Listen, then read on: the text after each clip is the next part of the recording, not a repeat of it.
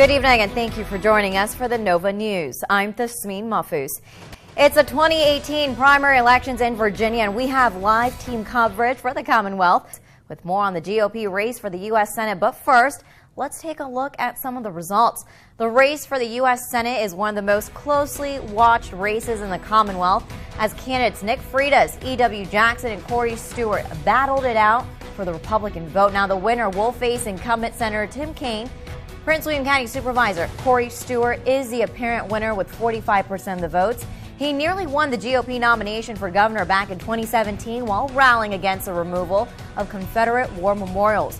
Stewart led with more than 5,300 votes, while Nick Freitas, a two-term State House of Delegates member and former Army Green Beret, took 43% of the votes.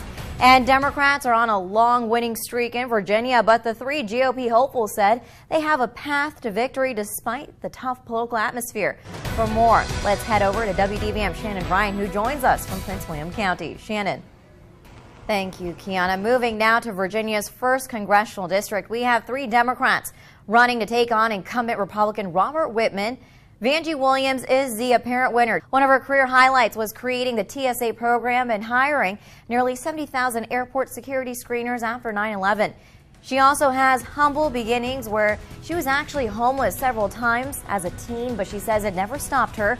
She's also a mother to 6 daughters and is currently working towards a Doctor of Business Administration degree. So with 100% of the precincts reporting, Williams is the apparent winner. She supports gun reform, Medicare for all healthcare systems, competitive wage for teachers, and fixing our traffic issues.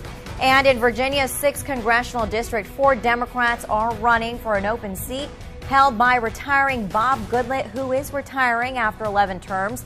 The winner of the Democratic Party will face State Delegate Ben Klein, who is a former staffer for Goodlatte and won a nominating convention last month. Now, in this race that you're seeing right here, Jennifer Lynn Lewis is the apparent winner with 47% of the votes. More than 7,700 people voted for her. Lewis is from Augusta County. She's a mental health worker, community advocate, and leader in the fight against the Atlantic Coast Pipeline. Let's move now to the 10th district. It's a primary that has received the most attention. Democratic State Senator Jennifer Wexton is a projected winner in Virginia's 10th congressional district with 42% of the votes. She was seen as a front runner who also had Governor Ralph Northam's endorsement. She was first elected back in a 2014 special election. Allison Friedman took 23% of the votes. Friedman worked at the State Department under President Obama.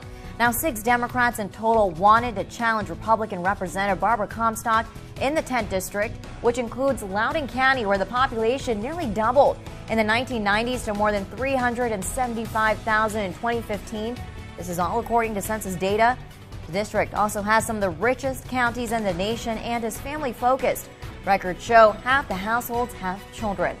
And State Senator Jennifer Wexton will face incumbent Barbara Comstock in the general election this fall, who took 61% of the votes today, leading by nearly 10,000 votes. Comstock says she's confident in her experience in Congress and her time in the General Assembly. She said she has worked closely with businesses in the district and understands the area as a resident.